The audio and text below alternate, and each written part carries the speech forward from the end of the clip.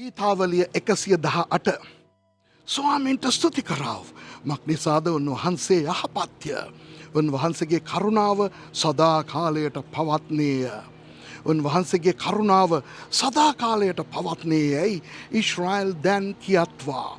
උන්වහන්සේගේ කරුණාව සදා කාලයට පවත්නේයයි ආරෝන්ගේ වංශය දැන් කියත්වා. ස්වාමින්ගේ කරුණාව සදා කාලයට පවත්නේයයි උන්වහන්සේ කෙරෙහි බය ඇත්තෝ දැන් කියත්වා. මාගේ විපත්තියේදී ස්වාමින්ට යාඥා කෙලෙමි. ස්වාමීන් වහන්සේ මට උත්තර දෙමින් නිදහස් තැනක මා සිටෙව්සේක. ස්වාමීන් වහන්සේ මාගේ පක්ෂයේහිය බය නොවන්නෙමි. මනුෂ්‍යයා මට කුමක් කළ හැක්කේද? මට උපකාර කරන්නන් අතරෙහි ස්වාමීන් වහන්සේ මාගේ පක්ෂයේහිය. එබැවින් මට වෛර වන්නන්ට මාගේ ආශාව සිද්ධ වෙනවා දකින්නෙමි.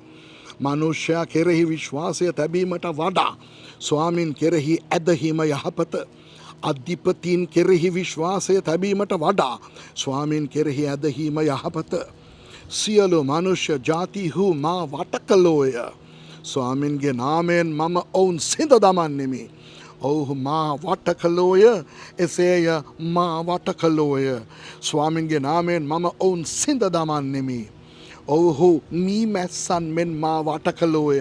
කටු දරගින්නක් මෙන් නිවීගියෝය. ස්වාමින්ගේ නාමයෙන් ඔවුන් සිඳ දමන්නෙමි. වැටෙන පිණිස නුඹ තදින් මා නෙරපුයෙහිය. නමුත් ස්වාමීන් වහන්සේ මට පිහිට වූසේක. ස්වාමීන් වහන්සේ මාගේ ශක්තිය හා ගීතිකාවය. උන්වහන්සේ මාගේ ගැලවීම වී සිටිනසේක. ප්‍රීතිවීමේ හා ගැලවීමේ ශබ්දය ධර්මිෂ්ඨයන්ගේ කූඩාරම්වලය.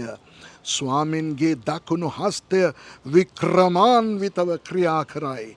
ස්වාමින්ගේ දකුණු හස්තය උසස්ය.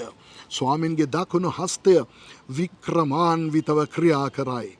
මම නොනැසී ජීවත්ව සිට ස්වාමින්ගේ ක්‍රියා ප්‍රකාශ කරන්නෙමි.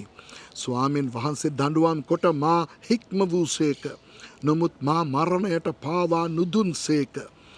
මට ධර්මිෂ්ඨකෙම් දොරටු හරිව.